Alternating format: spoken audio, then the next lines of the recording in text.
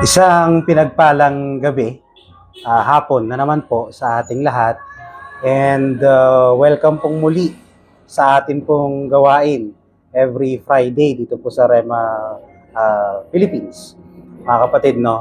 And kung meron kang katabi ngayon na kasalukuyang nakikinig at nanonood, sabihin mo sa kanya, binabati kita.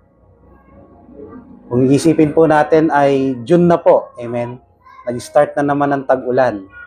Pero gaya po ng lagi nating sinishare at sinasabi, every time po na magla-live tayo pag Friday ay napakabuti ng Diyos. Hindi natin namamalayan na kalahati na naman po ang buong taon at kalahating taon na naman po tayong patuloy na sinasamahan ng Panginoon. Amen. Napakaganda po ng naging topic ngayon pong linggong ito ng ating pong mga kapastoran. At ang sabi nga po doon ay yung mga bagay or ano ba yung bagay na nagnanakaw ng pwesto ng Diyos sa buhay natin. Amen. Bago tayo mag-start mga kapatid, no,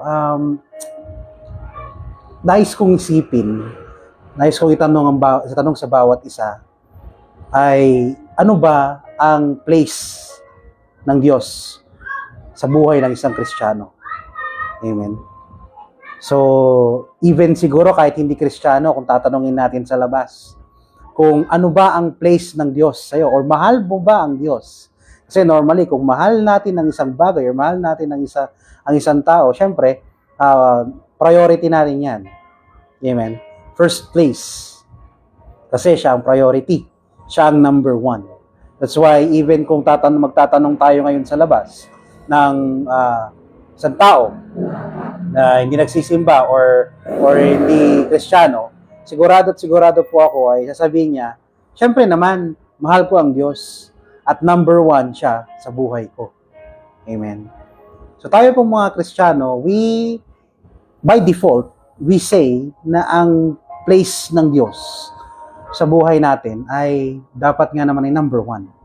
Amen. There's nothing more important into a Christian's life aside from God. Kaya nga po tayo tinawag na Christian. Amen. Tinawag tayo mula sa mismong pangalan niya, Christ. Na siya mismo ang, kumbaga, nangunguna sa buhay natin. Pero mga kapatid, no, gaya nga po ng tinakil ng mga kapastoran natin, ay may mga bagay or may mga tao, I must say, na nagnanakaw ng lugar ng Diyos sa buhay natin. Amen. Nagnanakaw ng kanyang priority or yung priority natin sa Diyos, sa buhay natin, ay ninanakaw ng mga bagay nito. Nabanggit po ni Pastora Dayan, verse 2, ay unang-una, sabi po niya dito ay yung social media obsession, at yung number 2 po ay money and materialism. Ano po ba ang ibig sabihin ng obsession, mga kapatid? Obsession po kasi ay ibig sabihin, ito yung bagay or yung pangyayari or it's literally something na kung aalisin sa atin or ilalayo sa atin ay ikagagalit natin or ikalulungkot natin. That's what obsession is. Kaya nga kung iisipin mo, no, kung ang social media ba, o ang pera ba, o yung mga material na bagay ba, pag-aalisin sa atin, ikagagalit natin. Bilang isang Kristiyano na ang priority ay ang Diyos, dapat hindi. Amen? Gaya nga ng sinabi sa Exodus 20, verse 3, no, na alam natin ang place ng Diyos at ang sabi niya dito, you should not have any other God before me. Dapat siya lang ang number one. Pero gaya rin ng sinabi niya, you should not any other God. Ibig sabihin ba nito, may iba pang pwedeng maging Diyos sa buhay natin? Yes. Yes. May mga ibang bagay pa na pwedeng maging Diyos sa buhay natin. At yun yung mga bagay na kung saan obsessed tayo. Kung yan ang priority natin, dyan tayo na-obsess. Yan ang hinahangaan natin ng lubos. Sinusundan natin ng lubos. Yan ang Diyos natin. Pero come to think about, no, mga kapatid, itong mga bagay na ito na umaagaw sa pwesto ng Diyos sa buhay natin, hindi ba't itong mga bagay na ito ay something na supposedly ini-enjoy ng mga tao o ng mga Kristiyano? Ang ibig sabihin ba nito, Kuya Joe, dahil nga sa inaagaw niyan ang pwesto ng Diyos sa buhay natin, hindi na ba tayo pwede makapag-enjoy? Actually, no. Alam nyo, ang sabi nga ng Diyos sa atin dito, no, na itong buhay natin dito sa mundo ay consolation lang yan, patikim ng something na pwede niya pang gawin pag tayo ay kasama na niya sa langit. So yung pag-i-enjoy ng mga bagay ay kasama doon. Pero ang nagiging problema, mga kapatid, ay kung magiging obsessed tayo sa bagay na yun. Gaya ng sinabi sa number 2, sinare po ni Pastora Dayan, na money is technically not the root of evil, but it's the love of money. Social media itself is not evil. Pero ang pagiging obsessed sa social media, ang siya nakakasira sa buhay ng isang Kristiyano. Ang social media po, mga kapatid, nandyan para enjoyin natin. Depende sa gamit ng isang Kristiyano, ang social media ay nagiging makapangyarihan para makatulong may pakalat ang salita ng Diyos. Ang social media po ay nagiging masama kapag ito po ay ginagamit sa pangpersonal na bagay. Pero ang social media, gaya ng ginagawa natin po ngayon sa pagla-live, part po ito ng social media. Ang motive ng paggamit natin ng social media ay para ipakita ang pagkilos ng Panginoon sa buhay natin. Ipakita ang kahiwagaan ng salita ng Diyos sa buhay natin. Kailan tayo nagiging obsessed? Kapag tinanggal ang social media, masakit na. Kasi ito na ang kinabubuhay natin. Gumagawa na tayo ng bagay na hindi gawain ng isang Kristiyano sa social media. Diyan tayo nagiging obsessed. Ang social media at ang pera po at ang mga material na bagay, mga kapatid, napakasarap po maging servant yan ng isang Kristiyano. Kasi nai-empower po. Nai-empower yung ating ministry. Kapag tayo po may budget, let's admit. Kapag tayo po ay may mga kagamitan. Kapag tayo po ay mas ang mga mensahe po na gusto nating ipabatid ay nakikita sa social media nang hindi lang ng mga uma-attend sa simbahan. Even sa mga taong nakakakita lamang ng posting ng iyong kagalakan sa pagkilos ng Panginoon sa buhay mo. Hala, bakit ang galing naman ng pagkilos ng Diyos? Nagiging problema lang ito, mga kapatid, kung ang pinagpupurihan natin ng mga bagay na iyon ay ang sarili natin. Na every time na ginagamit natin ang social media, ay ang sinasabi natin, ang galing ko. O ang galing ng mga kung sino man. Amen. It is the obsession of social media and money is the root of evil. Pero mga kapatid, no, gaya nga ng sinabi ko, ibig sabihin ba nito, hindi na natin pwede i-enjoy? Kasi tayo mga Kristiyano ay nakabound na huwag i-replace ang Diyos. Actually, pwede natin i-enjoy ang mga bagay na yan. Merong 3 bagay. Merong 3 way para i-enjoy natin yan. Unang-una is, huwag ka mo-obsess o huwag mong mamahalin. Dahil number 1, ang sabi ng Diyos, wala ka dapat maging ibang priority o ibang Diyos, kundi ako. Amen. Sa number 3 and 4, sabi niya po dito, sabi po ni Pastora Cristel ay, ito po yung fame and influence. Fame and influence. Amen. Kasi bakit? Alam niyo po ba, sa Lucas 9, verse 46 and 48, andun po na yung nagtatalo-talo, yung pong mga alagad ni Jesus na kung saan Ang tanong po ay, sino ba ang mas importante? Sino ba ang mas importante? Alam niyo po yung nagkakaroon na sila ng thinking sa isip nila na sila ang star of the night. Pero ano ang sabi ng Panginoong Hesus? Sabi niya, kung sino man ang tumanggap sa batang ito, sabi niya ay siya rin tumanggap sa akin at siya ang mas importante. Alam niyo po ba kung bakit in-example ng Panginoong Hesus ang bata that time? Kasi ang mga bata po that time ay considered as walang kwenta. Hanggat hindi pa yan umaabot ng 12 years old. Considered po siya as lazy or pag tinabi kang tinuring ka as bata, isa ka pong tambay. Less important. Kaya ang sabi ng Diyos, kung kaya mong ituring ang batang ito na importante, ay siya rin gayang pagtanggap mo sa akin. Sabi po sa Matthew 20, verse 26 and 28, sabi niya, para maituring ng Diyos na importante ang isang tao o isang Kristiyano, ay dapat ay maging importante sa kanya ang iba. Maging importante sa kanya or mag-serve siya para sa iba. Same thing din po. Ang ibig sabihin nito mga kapatid na nang sinabi ni Pedro na mahal niya ang Diyos, ang sabi ng Diyos, kung mahal mo ako, pakainin mo ang tupa ko. Maging servant ka sa iba. And lastly, sabi niya, relationship over God. Minsan kasi binibigyan natin ng priority yung mga kamag-anak or yung mga relasyon natin.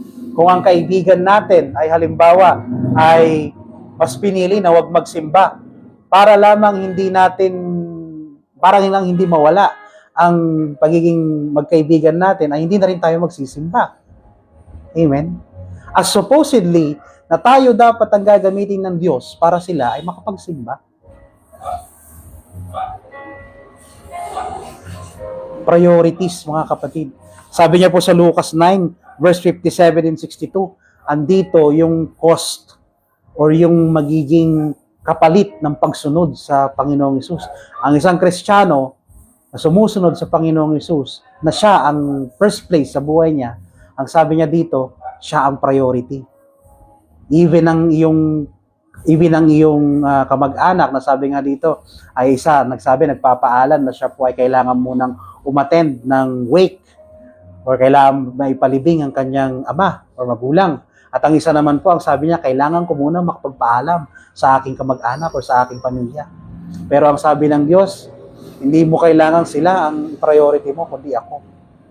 At tayong mga Kristiyano, nakabound po tayo na i-priority ang Diyos kung siya ba talaga ang number one sa buhay natin. Alam niyo mga kapatid, no?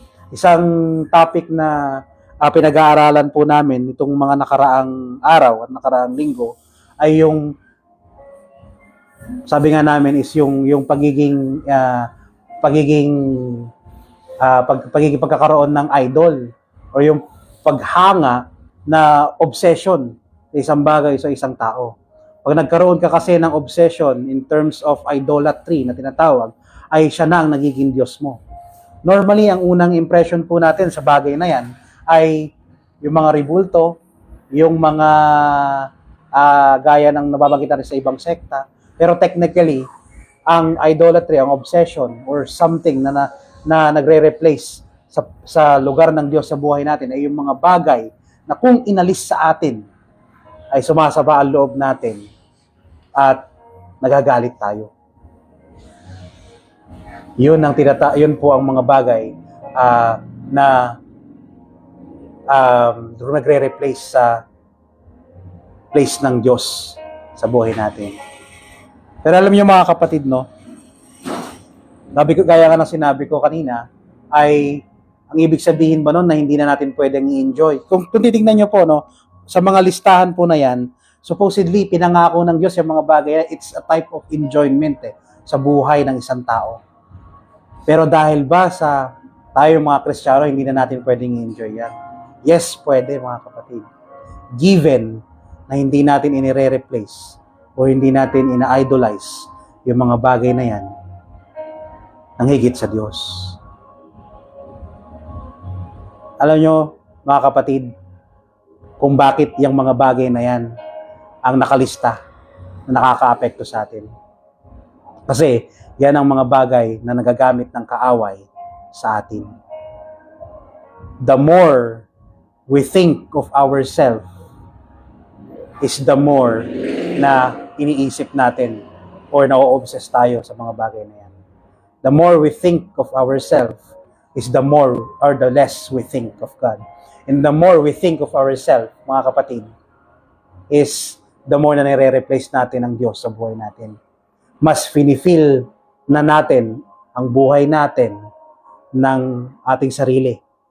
Kanina po ay napag-usapan namin ni Pastora Tina, hindi pala tama yung term no na ipakita mo ang totoong sarili mo. Kasi supposedly, ang nakikita sa sarili, sa buhay ng isang Kristiyano ay si Jesus. Amen? So the more na nakikita ang sarili mo or personal mo, that means nakikita yung mga bagay na kung ano ba yung personal mong kagustuhan. At yun ang nagre-replace sa lugar ng Diyos sa buhay natin. At yun ang ayaw niya. Kung ano ang obsess, kung saan ka obsess. And yan ang nagre-replace sa Diyos. At minsan, yung ano na yan ay tayo mismo. The more we feel ourselves ng ating pansarili or tayo, is the more na nawawala ang first place ng Diyos sa atin. Kasi bakit? The more na pinapriority na natin ang sarili natin, the more na gusto na nating mag-flex sa social media because of our own achievement, not because of the achievement that was given by God. Kaya nga mas natutuwa tayo, minsan makikita mo, mas natutuwa yung ibang tao sa achievement ng isang tao na mayaman kapag ka nakapag-provide ng isang something na technically, kayang-kaya naman nilang ibigay. Kesa sa isang tao na out of the blue, sa pagkilos ng Panginoon na i-provide yung mga imposibleng bagay. Kasi bakit, mga kapatid? We feel ourselves of our own self na rin. Tayo ang ginagamit ng kaaway. Tayo ang pinaka-effective na gamit ng kaaway para pasakitan ng Diyos. Kasi the more nagiging tayo or nakikita mo yung sarili mo lamang, the more na tayo ang nagiging first place instead ng Diyos. Amen. Praise the Lord. Tunay yan na napakabuti ng Diyos. Amen. Kasi muli ay niremind niya tayo, no, about doon sa place ng Diyos sa buhay natin. No, gaano ba kaimportante na ang Panginoon ay nasa unahan ng buhay natin?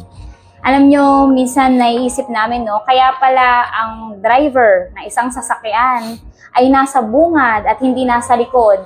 Kasi kung sino ang nasa unahan, siya ang magdadrive ng buhay mo. Kaya ganun na lang, kaimportante sa Diyos na siya ang una sa buhay natin. Amen po. Kagaya ng sabi niya po, mga kapatid, no, sa Exodus chapter 20, verses 2 hanggang 5, wherein ito po yung 10 utos ng Diyos. At ang unang utos ng Diyos, sabi niya, wala tayong ibang Diyos, kundi siya lang. Kagaya na nabanggit ni Kuya Joe kanina, maaari kang magkaroon ng ibang Diyos. Yes, kung ano yung mga bagay na pinapriority natin, ay iyon yung nagiging Diyos ng buhay natin. Amen po. Kung sino ang nagdadrive, kung ano ang nagdadrive ng buhay natin, iyon ang nagiging Diyos natin. Amen. Dumarating tayo sa point ng buhay natin, mga kapatid, na tayo ay nakakalimot, tayo ay nawawalan ng control sa sarili natin. Amen po. Kaya napakabuti ng Diyos sapagkat paulit-ulit niya tayong nire-remind. Amen po. Na paano mo ba malalaman na ang Diyos pa ang pinapriority mo? Alam niyo po, mga kapatid, yung idolatry, it is prioritizing something or someone after God, no? Before God, no? Yung inuuna mo siya, amen po, or loving something or someone more than God. Amen po. Iyon yung sinasabi na idolatry. Amen po, na hindi natin alam sa part ng buhay natin, nagagawa na pala natin na lumabag sa pinakaunang utos ng Diyos na wala tayong ibang sasambahin kundi siya lang. Sabi pa nga, wala kang ibang sasambahin na anumang imahe sa lupa. Amen po. Sa ilalim ng dagat. Amen po. Sa himpapawid. No? At base sa mga information na nakukuha po natin, ang internet po or social media, iyan po ay wireless connection sa air. Amen po. So, yung mga social media natin, no, it is the reflection of our life, social life. Amen po. Yung mga bagay na pwede nating i-share sa public. Amen po. Na kung saan pwede mo rin naman siya magamit sa mabuting paraan na hindi mo sinaset aside ang Diyos. Kagaya ng ginagawa natin mga kapatid, ginagamit natin or utilize natin ang social media upang ipakilala at ipakita ang kapangyarihan ng Diyos. Amen po. Na kung saan pwede mong sabihin kung gaano kabuti ang Diyos at yung mga salita ng Panginoon. Amen. Actually, ito ay bunga ng panalangin ng mga apostol noon.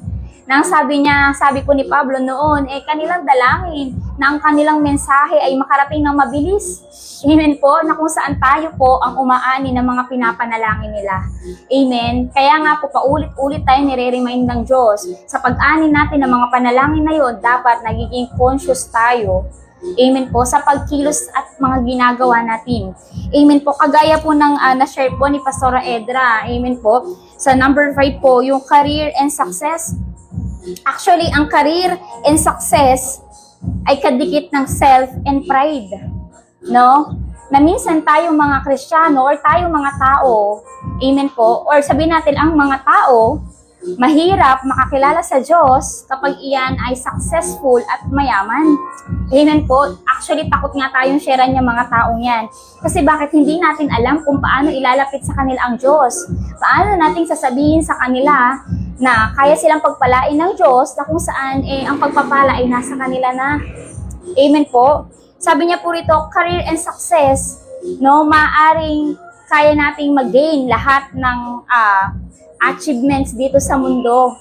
Ngunit wala sa atin si Kristo, wala rin tong halaga. Pagdating natin sa langit, hindi tayo tatanungin ilan ang diploma mo, ilan ang achievements mo, amen po, gaano ka ka-successful sa buhay mo. Amen po. Minsan napupuno na tayo ng pride ng dahil sa success natin. Hindi na natin kayang ibaba ang ating sarili. Pero alam niyo po mga kapatid, sa totoo lang, madaling maging mapagkumbaba kapag tayo ay wala. Amen po. Madaling sabihin na humble ka or humble ako, humble tayo kapag tayo ay nasa posisyon na wala talaga tayo kasi wala naman talaga tayong maipagmamalaki. Amen. Ngunit ang isang tao na may maipagmamalaki, ngunit mapagkumbaba, alam niyo po, iyon yung masinahangaan ng Diyos. Being humble is not thinking less of yourself. No? It does not mean na lagi mo sinasabi na wala ako niyan, ganito, mahirap lang ako, isa humble ka na. Sabi doon, being humble is thinking less for yourself. That means, mga kapatid, regardless kung ano ang achievement mo, no, willing kang bumaba doon sa pagiging servant. Amen po. Regardless kung tayo ay pastor, regardless kung tayo yung, sabihin natin, tayo ay nasa mataas ng posisyon, willing pa rin tayo na bumaba doon sa pagkakatawag sa atin ng Diyos na kung kailangan ng babysitter sa church, magiging babysitter ka because hindi ka nakatayo doon sa achievement mo, sa position mo, sa kung ano ka, no? Kasi minsan tayong mga Kristiyano, mga kapatid, kapag napupuno na tayo ng pride, mahirap na tayong i-correct ng Diyos. At iyon ang ayaw ng Diyos. Yung hindi na niya tayo makontrol. Hindi na tayo masabihan ng mga bagay na dapat nating ayusin sa sarili natin is because akala natin we are more than enough. Lord, magaling ako. Lord, matalino ako. Alam ko na yan. Hindi na ako kailangan turuan ni numan. Amen po. Minsan mga kapatid, yung career natin, no, handa natin ipagpalit yung pagsunod natin sa Diyos, ma-achieve lang natin yung career natin. No? Nandun tayo na maganda yung karera ng buhay natin, mahirap tayo makakilala sa Panginoon at lumapit sa Panginoon. At iyon yung ayaw ng Diyos, na darating yung time pag mamalakihan natin siya, na hindi tayo lalapit sa Kanya kasi meron naman tayo. Amen po. Ang gusto sa atin ng Panginoon, mga kapatid, Siya ang magpo-provide ng lahat ng bagay sa atin, no? Hindi naman po masama na tayo ay magsumikap sa buhay. Ngunit pag humingi ng Diyos yung time, no? Na sinabi ng Diyos na ibenta mo lahat ng yan, sumunod ka sa akin. Kung natatandaan po natin ang kwento ng binatang mayaman sa Matthew, na kung saan sinabi niya na lahat ng utos ng Diyos, no, from 1 to 5 na sunod niya. Amen po. Ngayon, ang utos sa kanya ng Diyos, ipagbili mo lahat ng kayamanan mo at sumunod ka sa akin. Alam niyo, nalungkot siya eh. Amen po, nalungkot yung mukha niya kasi hindi niya gusto na maalis sa kanya yon. No? Kapag dumating yung time sa buhay natin, kapatid, masakit na sa yung tanggalin, masakit na sa yung alisin, no? Ibig sabihin, iyan na yung Diyos mo. Amen po. Lalo na po mga kapatid, kapag tayo ay nagkaroon na ng title, halimbawa si Ate Tina ay isang guro, no, hindi ako natawag na ma'am, tinawag akong ate. No, okay lang. Amen po, because we are not live in our titles. Amen po sa success. Ang Diyos ang kabila ng success na yan. Amen po. Eventually, kapag nakita ng Diyos na tayo ay napagkatiwalaan sa maliit, mapagkakatiwalaan tayo sa malaki. Amen po, nabanggit ni Pastora Edra na hindi namang gusto ng Diyos na tayo ay maghirap. Sa totoo lang, gusto nga ng Diyos na tayo ay pinagpapala. No? Kaya lagi niyang sinasabi, mga kapatid, hilingin mo ang anumang nais mo sa pangalan ni Jesus, ibibigay ng Ama para siya ay maparangalan. Amen po, na yung success natin sa buhay natin, mga kapatid, hindi lang ito masusukat, no, sa material na bagay. Amen. Maging sa ministry natin, amen po, ano man yung nararating natin sa ministry natin, amen, ay isang katagumpayan na. Ngunit, tayo bang mga nasa ministry, ay totoo bang ang Diyos pa rin ang nangunguna sa buhay natin?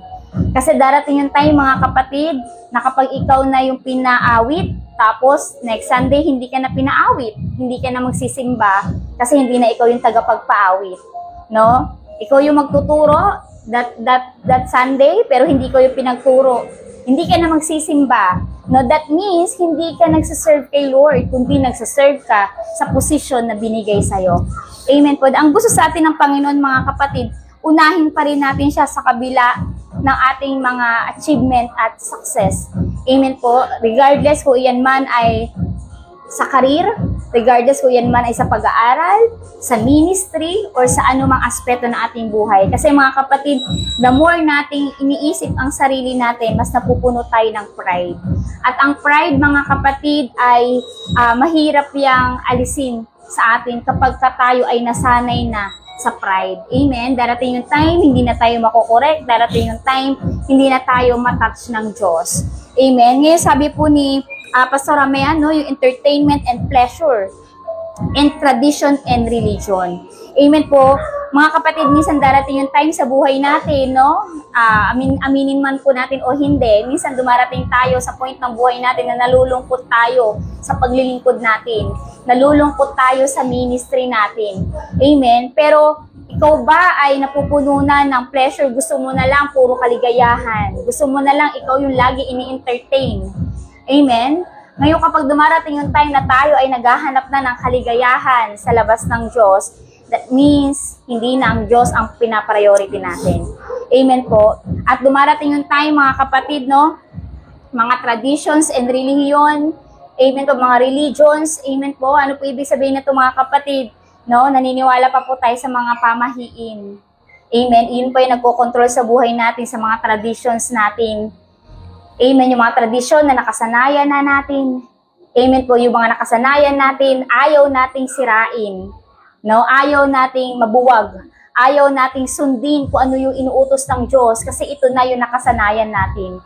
Amen po. Alam niyo po, may mga bagay na pwede tayong gawin, no? Grabe naman, ang higpit naman yan, Ate Tina, kaya ayoko ma-born again eh.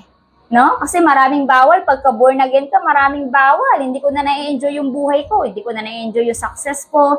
Hindi ko na na-enjoy yung kayamanan ko. Hindi ko na na-enjoy yung kasikatan ko. Hindi ko na na-enjoy yung kagandahan ko, yung katalinuhan ko, or whatsoever. Alam niyo po, mga kapatid, meron po mga bagay na binigay pa rin naman po ang Diyos sa atin na limitasyon.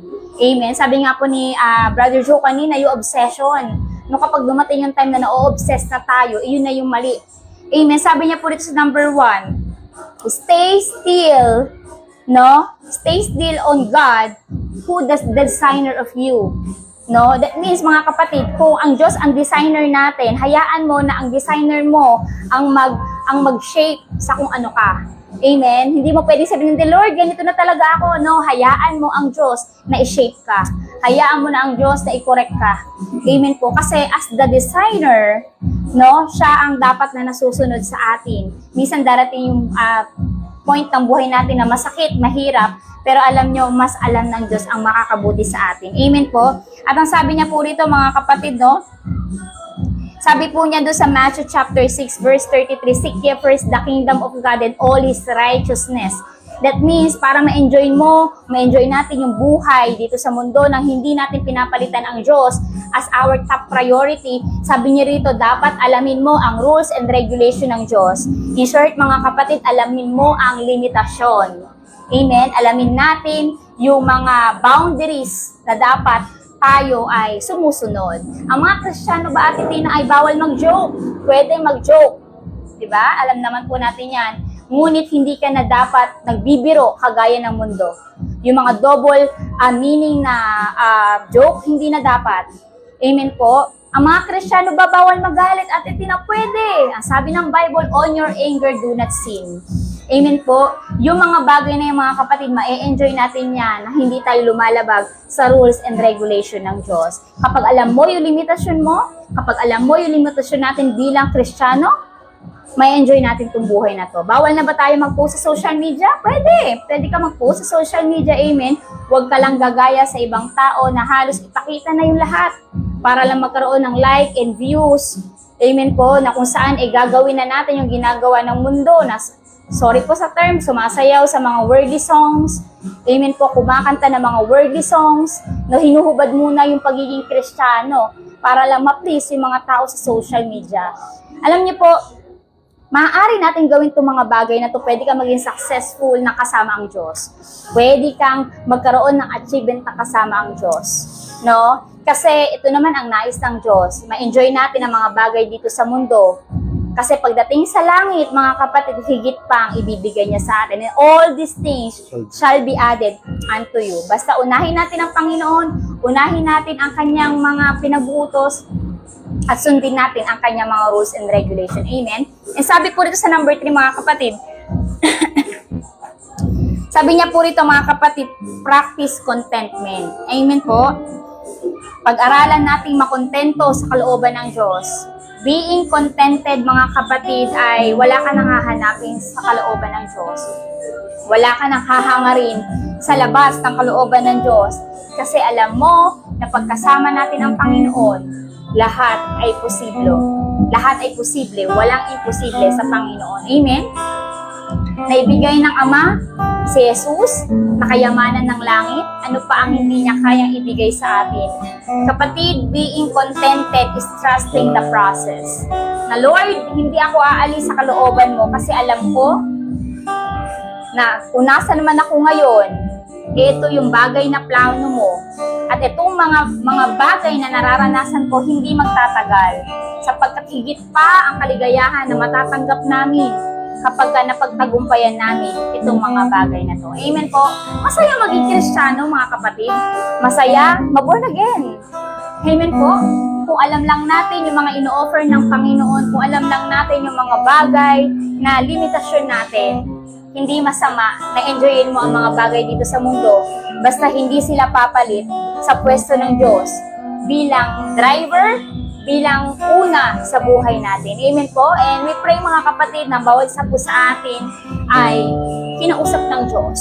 Amen po. Kaya sa mga oras na ito, mga kapatid, inaanyayahan ko po ang bawat isa sa atin na patuloy pa rin tayong manalangin. Patuloy pa rin natin idulog sa Diyos yung mga bagay na gusto ng puso natin. At nakikita at naririnig ng Diyos ang bawat panalangin natin. Sa mga oras na ito, mga kapatid, itaas natin ang ating mga tinig ng papuri at pasasalamat sa Diyos. Kasi the more na napapupurihan ng Diyos, mas lalo siyang natutuwa. And the joy of the Lord is our strength. Kung kailan napapasaya natin ang Diyos, doon tayo lumalakas. Sige po, mga kapatid, tayo po ay magpuri sa Panginoon. Hallelujah, God. Salamat, O Diyos, Tunay, O Lord, na napakabuti mo sa amin, O God. Wala kang katulad, O Diyos. Salamat, Panginoon, sa bawat nilikha mo, Panginoon, dito sa mundo, O God. Sapagkat, Lord, binigyan mo kami ng karapatan, Panginoon, na ma-enjoy ang mga bagay na ito na hindi ka pinapalitan sa buhay namin. Hayaan mo, Lord, na purihan ka namin, papurihan at awitan ka namin, O Diyos. Ikaw, Panginoon, yung patuloy na manguna sa amin, O Diyos. Holy Spirit, welcome ka namin sa lugar na to. Ikaw ang manguna at mataas. Sa pangalan ni Jesus. Hallelujah, Jesus. Purihin ka, Panginoon. O Diyos na napakabuti, sa'yo kami lumalapit, at walang kapantay, pag-ibig mong tunay, papuri, pasasalamat, tanging sa'yo lahat. O Diyos na napakabuti, sa'yo kami lumalapit, at walang kapantay, pag-ibig mong tunay, papuri, pasasalamat, tanging sa'yo lahat.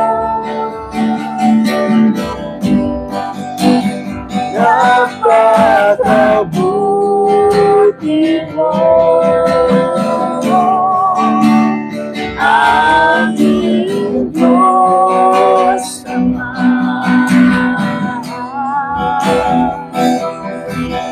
Ang iyong nilikha't luwal at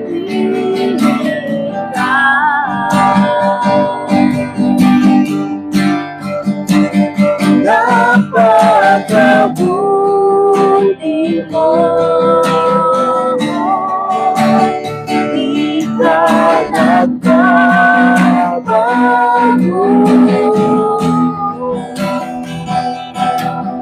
Noon, ngayon, kailan pa man, sa buhay ko'y tapat. Panginoon, purihin ka namin, O Diyos. O Diyos na napakabuti, sa'yo kami lumalapit, at walang kapantay, pag-ibig mong tunay, papuri, pasasalamat, tanging sa'yo lahat. Napakabuti mo, aming Diyos Ama. Ang iyong nilikha't luwal at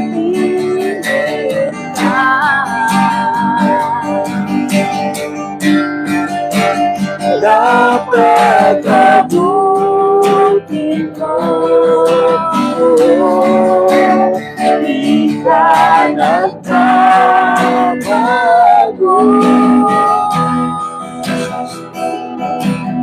Noon, ngayon, kailan pa man, sa buhay ko'y tapat.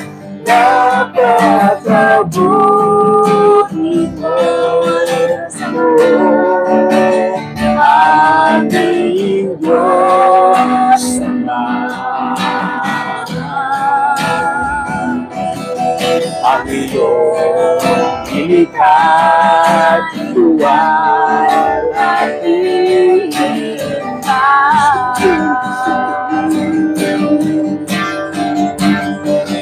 napakabuti mo.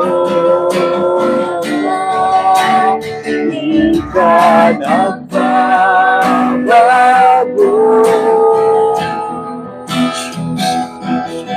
Noon ngayon, kailan pa man, sa buhay ko'y tapat, napakabuti mo.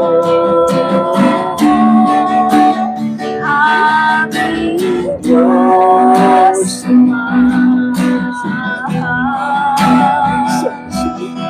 ang iyong likha'y luwag at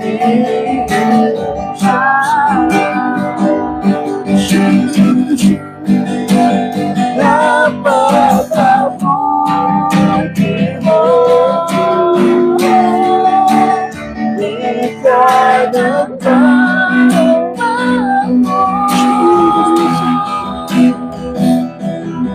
Noon ngayon, kailan pa man, sa buhay ko'y tapat. Noon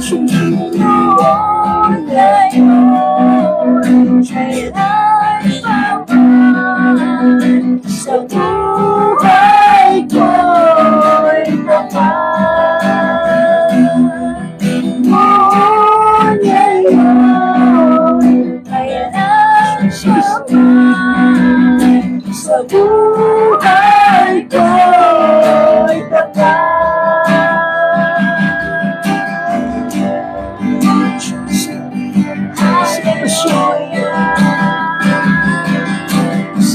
Salamat Panginoon, pupurihin kita.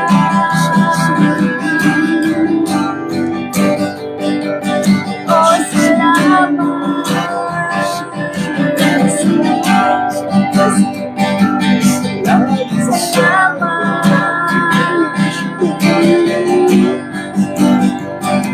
Oh, hallelujah.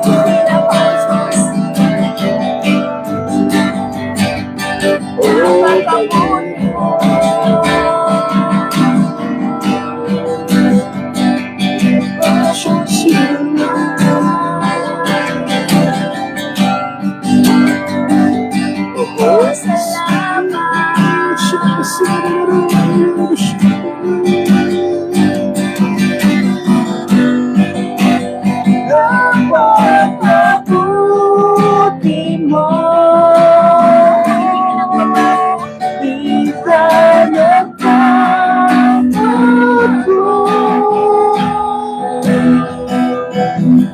Noon ngayon, kailan pa man, sa buhay ko'y tapat. Napakabuti mo. Di ka nagbabago.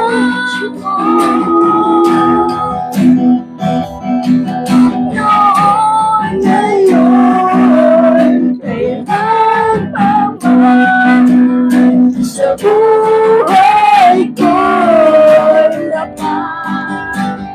Napakabuti mo. Aming Diyos Ama,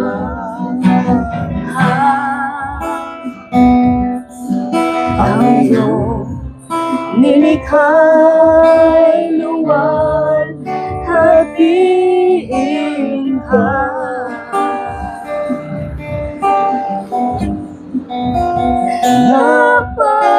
napakabuti mo. Di ka nagbabago.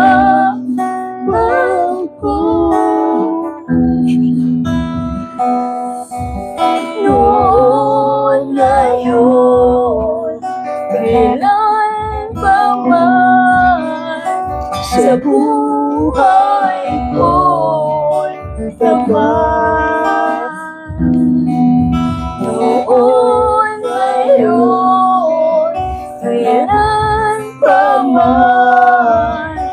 sa buhay ko'y tapat.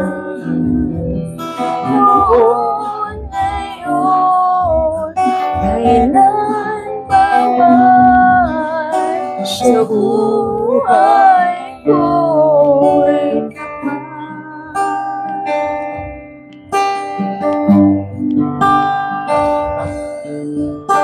Hallelujah, O Diyos, sa pangalan ni Jesus, Panginoon. Muli, ngayong araw na ito, pinatunayan mo, Panginoon, ang pagkilos mo, O Diyos. Ikaw, Panginoon, ang aming dakila, Panginoon, sa araw na ito, Lord. Lord, maraming salamat po sa gabing ito na kami muli ay pinagsama-sama mo Yes. sa iyong gawain, Panginoon. Alam namin, Panginoon, na ikaw ang siyang nangunguna bawat puso ng mga nanonood, Panginoon. Lord, nataas namin ang siglahan, Panginoon, ng aming mga leaders, Panginoon, mula sa aming Pangulo, Panginoon, sa Pangulong Marcos, Panginoon, sa po ng mga senador at mga kongresista, Panginoon, na namumuno sa ating bansa, Panginoon. Yes, Lord Jesus. Sina rin po, Panginoon, sa head pastor, si Pastor Boy, Panginoon, bigyan mo siya ng Panginoon ng sapat na wisdom and understanding, Panginoon, and good health, Panginoon, Yes. lalo na sa ganitong panahon, Panginoon, na mas kailangan niya, Panginoon, ng gabay mo, Panginoon, at patuloy na pagsama. Lord, kiniklaim namin ang kasiglahan, Panginoon, at good health, Panginoon, sa aming mga district pastors, Panginoon, even sa ating mga kapastoran, Panginoon, at mga workers, Panginoon, na patuloy na humahayo despite of Yes. the weathers, Panginoon. Thank you, Jesus. Lord, patuloy mo silang proteksyonan ng banal na dugo mo, Panginoon, sa kanilang paghayo, Panginoon. Patuloy mo silang ilayo, Panginoon, sa mga panganib, Panginoon, sa mga kapahamakan, Panginoon, sa kanilang paghayo, Panginoon. Tunay nga, Panginoon, na ikaw ang mag-iingat sa mga bagay na pinagkatiwala nila sa iyo, Panginoon. Sa kanilang mga pamilya, Panginoon, na kanilang pansamantalang iniwanan, Panginoon, para makapaglingkod sa iyo, Lord. Yes. Alam namin, Panginoon, na ikaw ang first place sa buhay namin, Panginoon. Yes. Ikaw lamang, Panginoon, ang siyang dapat hinahangaan, Panginoon, at siya nangunguna sa buhay at sa puso ng bawat Yes, isa, Lord.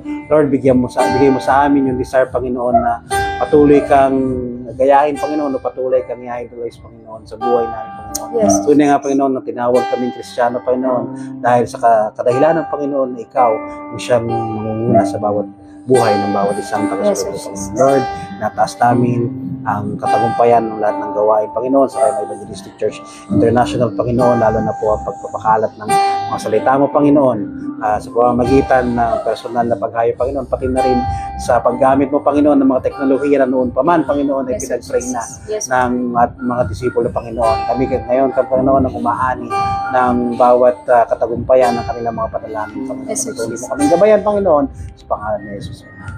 Hallelujah, Lord. Salamat, Panginoon, sapagkat, Lord, patuloy mo kami binibigyan, O Diyos, ng karunungan na nagmumula sa iyo, Panginoon, kung paano, Lord, ma-utilize, Panginoon, ang mga bagay na ito, O Diyos, na meron kami, Panginoon, na hindi ka pinapalitan sa buhay namin. Salamat, O Diyos, sapagkat, Lord, na-remind kami, Panginoon, ng mga bagay na dapat ay tinataglay namin bilang mga lingkod at tagasunod mo, O Diyos. Tunay nga, Lord, na hindi mo inalis sa amin, Panginoon, yung pagkakataon na ma-enjoy ito, Panginoon. Ngunit, Panginoon, binigyan mo kami, O Lord, ng limitasyon at boundary, Panginoon, upang sa ganun, Lord, patuloy mo kami makontrol at patuloy mo kami magamit sa iyong ubasan, O Diyos. Patuloy ko, Lord, pinagkakatiwala sa iyo, Panginoon, ang nalalapit naming camping, O Diyos. Hayaan mo, Panginoon, na patuloy namin isikap, Panginoon, sa nalalapit naming camping, O Diyos. Tunay nga, Lord, ngayon pa lang, O God, usapin mo na, Panginoon, yung mga taong nakatalaga, Panginoon, kung saan kami, Lord, na lugar na magkakamp, Panginoon. Salamat, O Diyos, sa provision, Panginoon, yung highly favor na ibibigay mo sa amin, O Diyos. Ngayon pa lang, Panginoon, provide mo ng pangangailangan ng bawat simbahan mo, O Diyos. Simula, Panginoon, sa pang-campy, Panginoon, personal allowance, maging, Lord, sa mga sasakyan na aming gagamitin, O Diyos. Ito, Panginoon, patuloy na manguna, Panginoon. Tulungan mo kami, Panginoon, kung paano magagampanan at magagawa, Panginoon, yung mga bagay na pinagagawa mo sa buhay namin, O Diyos. Patuloy mong ingatan, gabayan, proteksyonan, Panginoon, yung bawat leaders, yung bawat pastors, Panginoon, na nakadeploy sa bawat simbahan mo, O Diyos. Na patuloy mo kami, Panginoon, na gamitin mightily and effectively, Panginoon, sa gawain ito, O Diyos. At patuloy namin, Panginoon, maramdaman ang pag-ibig mo sa aming kapwa, Panginoon, upang, Lord, patuloy kami magkaroon ng burden, Panginoon, sa bawat kaluluwa. Salamat, Ama. Tunay nga, Lord, hindi ka nagkukulang sa amin. Ikaw, O Diyos, yung patuloy na nagbibigay sa amin, Panginoon, ng kalakasan, O God. Tinataso sa iyo, Panginoon, ang mga kapatiran namin na nakakaranas ng sakit, Panginoon, sa mga oras na to, O Diyos. Lord, nakikita mo, Panginoon, yung mga bagay na dapat ayusin sa kanilang katawan, Panginoon. Tunay nga, Lord, na ikaw, O Diyos, yung mag-normalize, Panginoon, ng bawat parteng ito, O Diyos. Makita nila, Panginoon, na ikaw, O Diyos, ang aming great healer, Panginoon. Maging, Lord, sa mga kapatiran namin dumadanas ng kakapusan at kahirapan, O Diyos. Tunay nga, Lord, truly, you will provide all our needs according to your riches, O God. Ikaw, Panginoon, yung patuloy na magparanas sa mga kapatid namin ito, Panginoon, na kasaganaan na nagbumula sa iyo, Panginoon, ay kailanman, O Diyos, ay hindi nauubos sapagkat, Lord, ikaw, Panginoon, ang aming shepherd, Panginoon, na hindi kami makukulang ng kahit ano pa man. Salamat, Ama. Tunay nga, Lord, pinapupurihan kami, tinadakila ka namin. Sa iyo ang pinakamataas na karangalan at pasasalamat sa pangalan ni Jesus. Amen. Maraming salamat po at pagpalain po tayo ng Panginoon. God bless po.